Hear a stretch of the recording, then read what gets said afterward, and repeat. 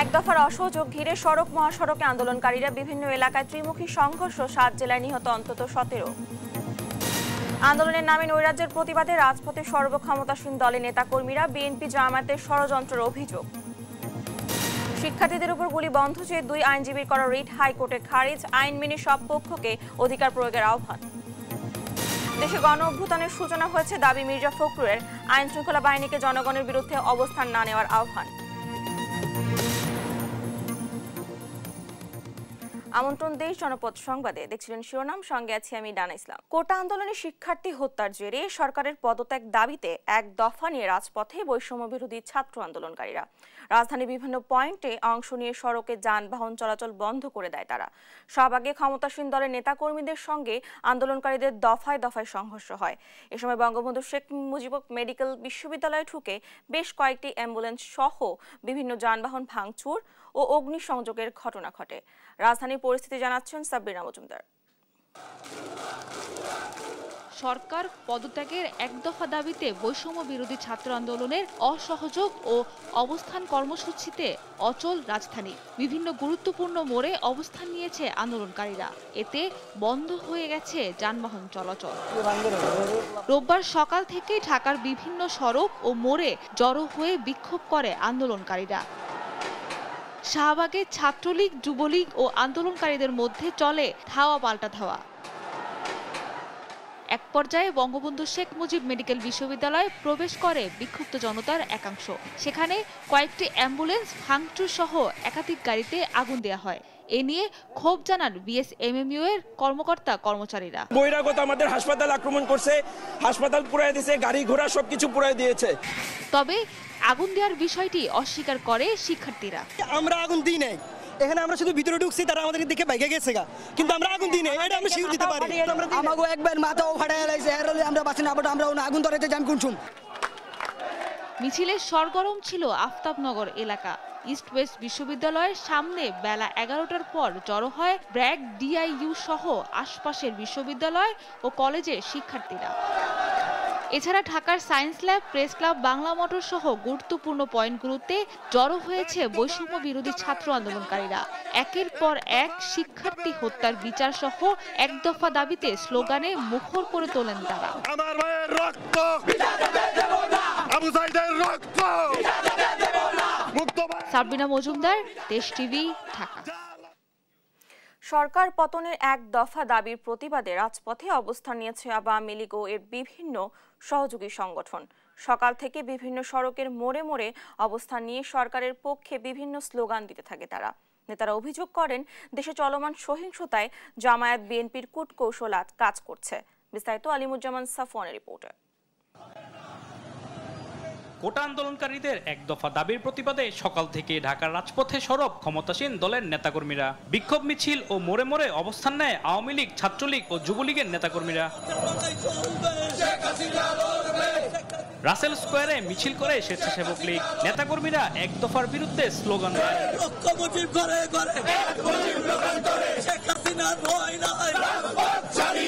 সরকার পতনের ডাককে জামাত বিএনপির গভীর ষড়যন্ত্র উল্লেখ করে রাজপথে জবাব দেওয়ার প্রত্যয় জানান নেতাকর্মীরা। কোটা আন্দোলনকে সরকার পতনের এক দফা আন্দোলনে পরিণত করার পেছনে জামায়াত বিএনপির হাত রয়েছে বলে জানান আওয়ামী লীগের সভাপতিমণ্ডলীর সদস্য ডক্টর আব্দুর রাজ্জাক। কোটা আন্দোলনকে রাজনৈতিক আন্দোলনে রূপান্তর করা হয়েছে এবং জামাত বিএনপি স্বাধীনতা বিরোধী শক্তি অশুভ রাজনৈতিক লক্ষ্য নিয়ে এই আন্দোলনকে এক দফার আন্দোলন দিয়েছে। দলের যুগ্ম সাধারণ সম্পাদক আফম বাহাউদ্দিন নাসিম বলেন, কোটা আন্দোলনকে পুঁজি করে এক শ্রেণীর ধর্ম ব্যবসায়ী সহিংসতা করছে। তাদের চোখের ভাষা আমরা বুঝতে চেষ্টা করি। তাদের কারে ভর করে যারা দেশের অনিষ্ট করবে, নিশ্চয়ই বাংলাদেশের মানুষ, প্রতিবাদী মানুষ, পেশাজীবী মানুষরা তাদের বিপক্ষে আমরা রুখে দাঁড়াবো। বিএনপি জামাতের সন্ত্রাস ও নৈরাজ্যের প্রতিবাদে মানববন্ধন করেছে বঙ্গবন্ধু সাংস্কৃতিক জোট। বক্তারা বলেন, কোটা সংস্কার হয়ে গেছে, এখন আন্দোলনের কোনো প্রয়োজন নেই। ছাত্রদের বিপক্ষে তো আমরা নই। আমরা চাচ্ছি আমাদের ছাত্ররা আমাদের সন্তান সমতুল্য। আমরা চাচ্ছি যে ওরা ঘরে ফিরে যাক। ওদের অভিভাবকদেরকে আমরা অনুরোধ করব, ওদের শিক্ষকদেরকে আমরা অনুরোধ করব, ওনারা যেন ছাত্রদের সাথে বসেন এবং বসে ওনাদেরকে বোঝান এবং টোটাল বিষয়টা যেন ওনাদের কাছে ক্লিয়ার করে, কারণ ওনাদের দাবি দেওয়া কোটা আন্দোলনের যে দাবিটা ছিল তা তো অলরেডি আমাদের মাননীয় প্রধানমন্ত্রী গ্রহণ করেছেন। এছাড়া ধানমন্ডি, খামারবাড়ি, মিরপুর সহ বিভিন্ন পয়েন্টে অবস্থান নিয়েছে ক্ষমতাসীন দলের নেতাকর্মীরা। আলিমুজ্জামান সাফওয়ান, দেশ টিভি, ঢাকা। মানিকগঞ্জে চলছে পুলিশের সাথে আন্দোলনকারীদের ব্যাপক সংঘর্ষ। পুলিশের সাথে যোগ দিয়েছে আওয়ামী লীগ, ছাত্রলীগ ও যুবলীগ। এই ঘটনায় অনেকেই গুলিবিদ্ধ হয়েছে। কিছুক্ষণ আগের পরিস্থিতি জানিয়েছেন সহকর্মী আব্দুল আলিম। মানিকগঞ্জে কিন্তু পুলিশ এবং ছাত্র জনতার ব্যাপক সংঘর্ষ চলছে। তো বর্তমান মানিকগঞ্জে কিন্তু থমথমে অবস্থা বিরাজ করছে। অপরদিকে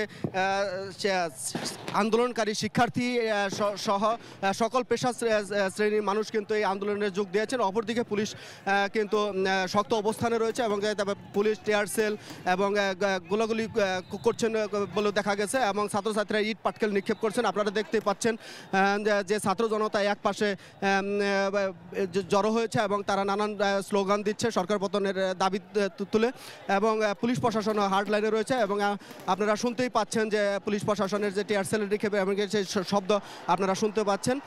তো সব মিলে বলা যায় যে মানিকগঞ্জে কিন্তু একটা রণক্ষেত্রে পরিণত হয়েছে এবং এই সংঘর্ষ চলমান রয়েছে। আরও যদি দেখা যায় যে আপনারা দেখছেন যে ঢাকার ইসা মহাসড়ক এবং শহরের প্রবেশ মধ্যে মানিকগঞ্জ বাস স্ট্যান্ড এলাকায় সেখানে যে রণক্ষেত্রের চিত্র, যে টায়ার জ্বালিয়ে এবং বিভিন্ন যে জ্বালানি কাঠ জ্বালিয়ে তারা বিক্ষুব্ধকারীরা অবস্থান করছেন এবং যে বিক্ষুব্ধ করছে এই বিক্ষুব্ধে কিন্তু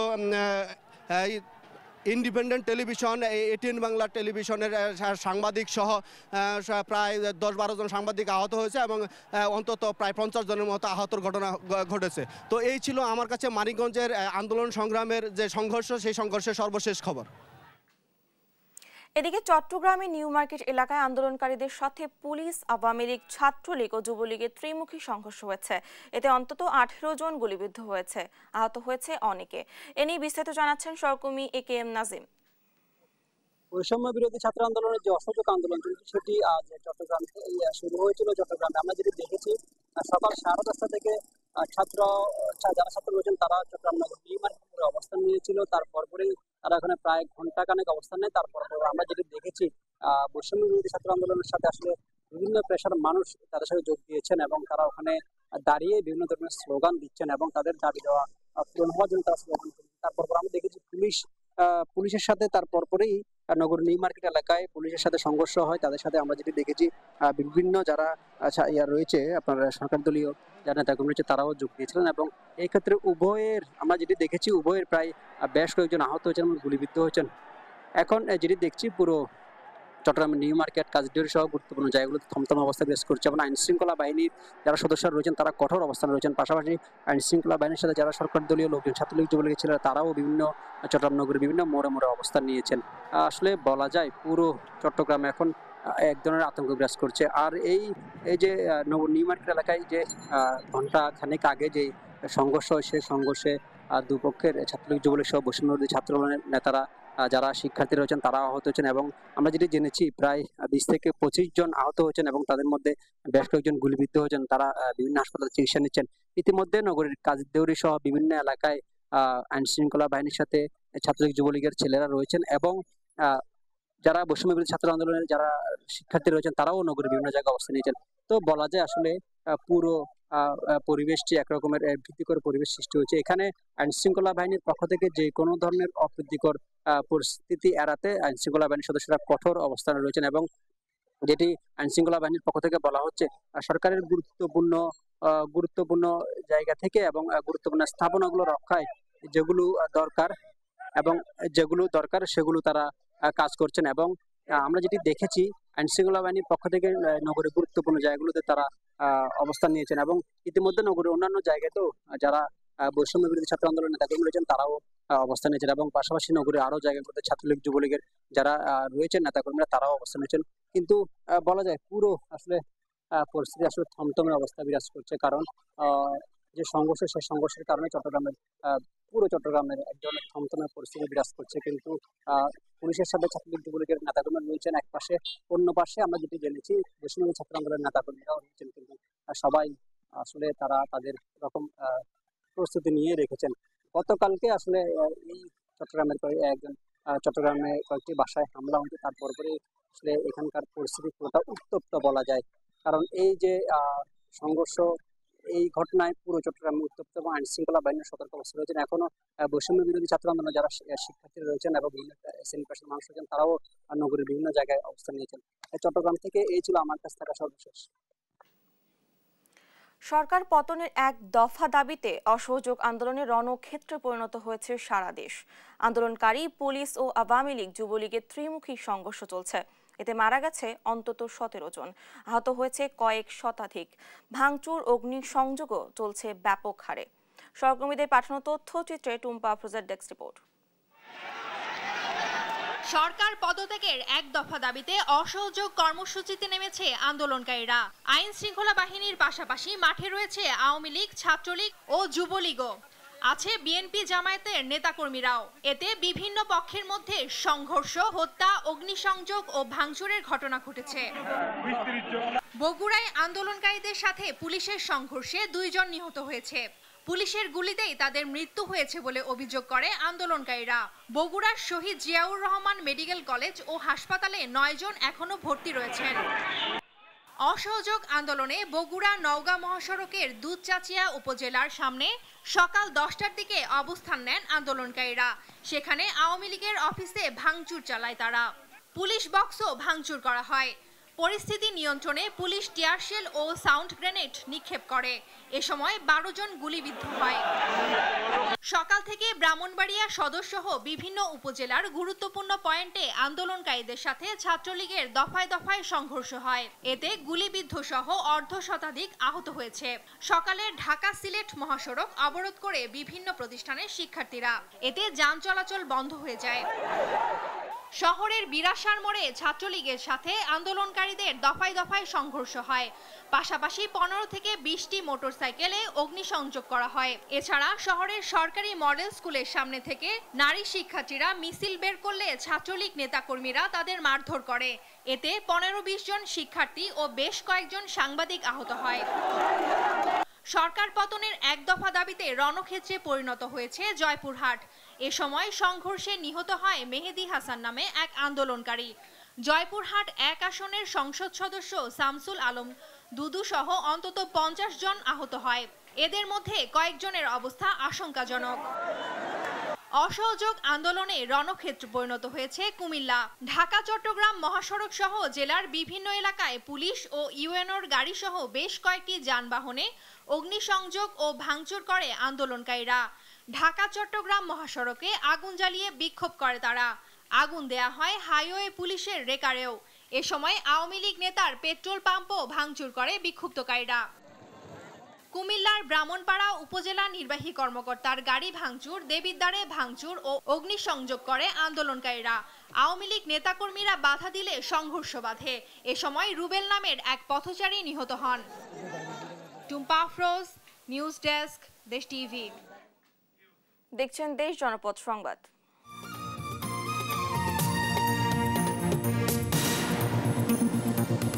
আন্দোলনকারীদের উপর গুলি না চালানোর নির্দেশনা চেয়ে করা রিট আবেদনটি খারিজ করে দিয়েছেন হাইকোর্ট। বিচারপতি মোস্তফা জামান ইসলাম এবং বিচারপতি SM মাসুদ হোসেন দোলনের হাইকোর্ট বেঞ্চ রোববার এই সিদ্ধান্ত দেন। আদালত বলেন, সব নাগরিকের শান্তিপূর্ণ সভা সমাবেশে অংশগ্রহণের অধিকার আছে। পুলিশকেও আইনের আওতায় কাজ করতে হবে। আরও জানাচ্ছেন নাফিয়া ফারজানা।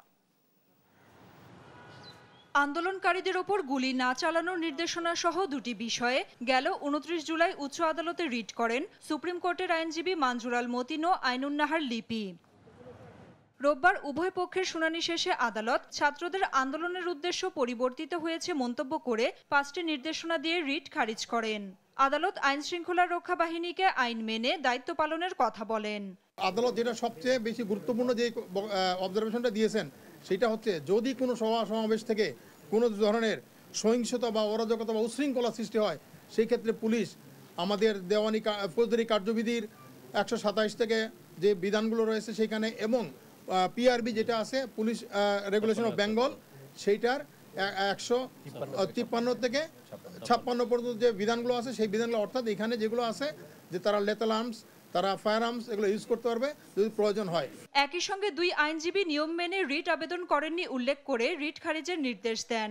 কোনো সাবমিশন ছিল না, রিট পিটিশনে কোনো গ্রাউন্ড ছিল না, রিট পিটিশনে কোনো প্রপার ল পয়েন্ট ছিল না এবং রিট পিটিশনটির যারা পিটিশনার ছিলেন তাদের কোনো লোকাল স্ট্যান্ডে ছিল না। এই মর্মে রিট পিটিশনটি ইন লেমিনি খারিজ করা সামারিলি রিজেক্ট করে দেওয়া হয়েছে। তবে রিটকারী আইনজীবীরা জানান রিট খারিজ হলেও আদালত যেসব নির্দেশনা দিয়েছে তা আশাব্যঞ্জক। আমাদের মামলাটি উনি খারিজ করে দিয়েছেন সত্য, কিন্তু তার সাথে সাথে অনেকগুলো অবজারভেশন দিয়েছেন। তার মধ্যে প্রথম যেটি বা পুরোটাই যদি বলি সেটি হচ্ছে যে একটি গণতান্ত্রিক দেশে বিক্ষোভ করা বা কোনো কিছু সবকিছুই আমাদের সাংবিধানিক অধিকার, এটা মানতে হবে। শান্তিপূর্ণভাবে যে সাংবিধানিক অধিকার রয়েছে আমাদের ফ্রিডম অফ অ্যাসোসিয়েশন, সেটিকে মানতে হবে। এছাড়া রিটকারী এক আইনজীবী সরাসরি আন্দোলনে অংশ নিয়ে রাজনৈতিক এজেন্ডা বাস্তবায়নে আদালতে রিট করেছে বলেও শুনানিতে উল্লেখ করেন অ্যাটর্নি জেনারেল। ওনাদের এই যে এগুলো সম্পূর্ণ পলিটিক্যাল মোটিভেশন ওনারা আসছেন সেটা দেখালাম। ওনারা কোনো বোনাফাইড ভাবে আসেন নাই। ওনাদের এইটা হচ্ছে টু অ্যাচিভ দেয়ার পলিটিক্যাল যেটা গেইন, এটা করার জন্য তারা আসছেন। এটা সেই সঙ্গে আদালত সভা সমাবেশ করার অধিকার নাগরিকের আছে উল্লেখ করে সংবিধান মেনেই আইন শৃঙ্খলা বাহিনী দায়িত্ব পালন করবে বলে উল্লেখ করেন। নাফিয়া ফারজানা, দেশ টিভি, ঢাকা। দেশে গণ অভ্যুত্থানের সূচনা হয়েছে দাবি করে বৈষম্য বিরোধী ছাত্র আন্দোলনে একাত্মতা জানিয়ে আবারও দলের নেতাকর্মী ও দেশবাসীকে রাজপথে নামার আহ্বান জানিয়েছেন মির্জা ফখরুল ইসলাম আলমগীর। পরিকল্পিতভাবে সরকার জাতিকে ধ্বংস করে দিচ্ছে দাবি করে আইনশৃঙ্খলা বাহিনীকে জনগণের বিরুদ্ধে অবস্থান না নেওয়ার আহ্বান জানান তিনি। বিস্তারিত থাকছে সাইফুর রিপনের প্রতিবেদনে। চলমান পরিস্থিতি নিয়ে বিএনপি চেয়ারপারসনের গুলশান কার্যালয়ে সংবাদ সম্মেলন করেন দলের মহাসচিব মির্জা ফখরুল ইসলাম আলমগীর। আন্দোলনকারী এবং বিরোধী নেতাকর্মীদের বাড়িঘরে হামলা চালিয়ে নৈরাজ্য সৃষ্টি করে সরকার দেশকে আবারও অনিশ্চয়তার দিকে ঠেলে দিচ্ছে বলে অভিযোগ করেন তিনি।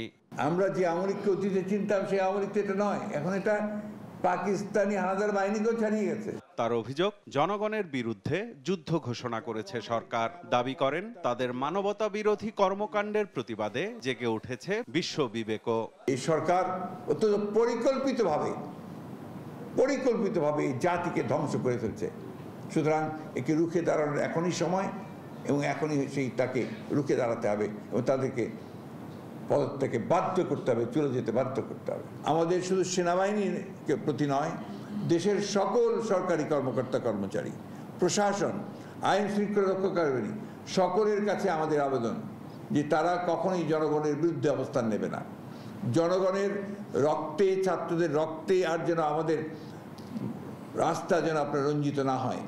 সরকারকে বিদায়ে নেতাকর্মীদের রাজপথে নামার আহ্বানও জানান বিএনপি মহাসচিব।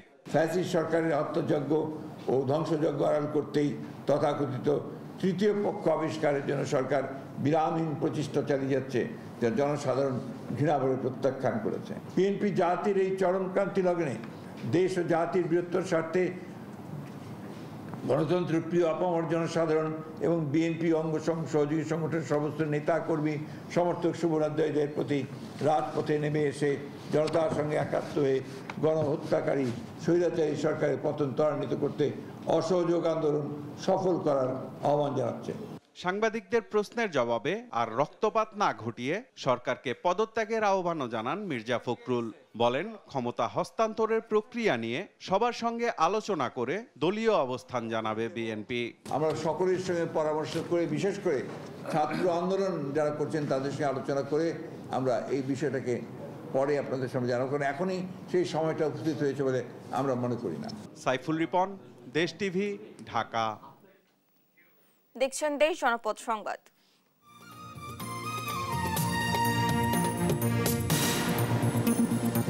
শিক্ষার্থীদের সমর্থনে ঢাকা বিশ্ববিদ্যালয়ের অপরাজেয় বাংলার সামনে মানববন্ধন এবং বিক্ষোভ মিছিল করেছে শিক্ষার্থীরা। বেলা 12টার দিকে সাধারণ শিক্ষকদের ব্যানারে মানববন্ধনে অংশ নেয় বিভিন্ন বিভাগের শিক্ষকরা।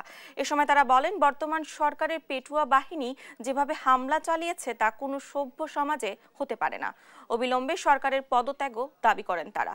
একই দাবিতে মানববন্ধন কর্মসূচি করেছে নিপীড়ন বিরোধী শিক্ষকরা। পরে মিছিল নিয়ে ক্যাম্পাসে প্রদক্ষিণ করেন তারা। এই দেয়াল লেখন এই 2024 যে গণ অভ্যুত্থান এই লেখা পড়তে হবে। আমরা আগামীতে আবারও যাব। আমাদের জিয়া এখানে বলেছে আমরা দ্বিগুণ হব, তিগুণ হব, 4 গুণ হব। এই সরকারের বিদায় ঘন্টা বেজে গেছে, তাকে যেতে হবে। 9 দফা রাইট, কিন্তু এই সরকারের কাছে না। যে খুন করেছে খুনির বিচার করার কোনো বৈধতা নাই। রাজপথে আমরা আলোচনা করব। আর আপনার সেই সুরক্ষিত ভবনে, যে সুরক্ষিত ভবনের সামনে আপনার প্রতিদিন আপনার রেসিডেন্সিয়াল মডেলে যেত ফায়াজ, সে ফায়াজ মারা গেছে, আপনার প্রতিবেশী প্রতিষ্ঠানে এসেছিল। আমরা ফায়াজের রক্ত মারিয়ে আপনার সাথে ওই গণভবনে আর যাব না। দেখছেন দেশ জনপদ সংবাদ।